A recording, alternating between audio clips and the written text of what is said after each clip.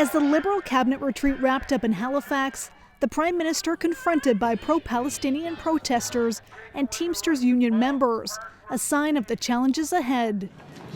As the party aims to win back public support in Canada, they're also bracing for a change in government in the U.S. Our American friends understand we're moving from being nice to being strategic.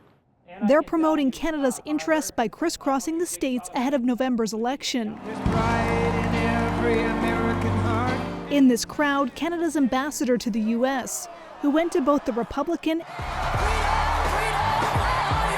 and Democratic conventions this summer, preparing for either a Harris or Trump administration next year. I don't think we have any reason to be concerned under, to be frank, either administration. I think that candidate Trump has some thoughts on global tariffs, which could be complicated for Canada, but I also think that the application of those to Canada will be very difficult for the United States. I think we've got to do more. This former ambassador during the Trump presidency says in a phase of American protectionism, Canada needs to take more risks to help the White House solve its problems if it wants more in return. I think we've got to talk to the Americans about what it is that we can do to take stuff off their plate rather than simply piling more demands.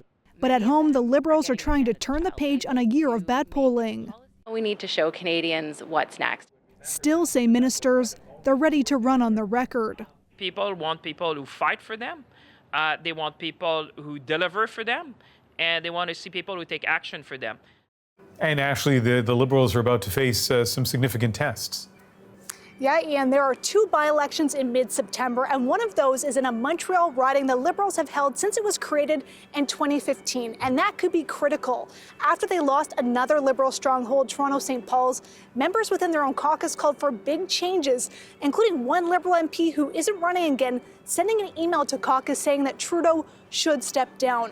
But cabinet ministers have been standing behind him. Ashley Burke reporting from Halifax tonight.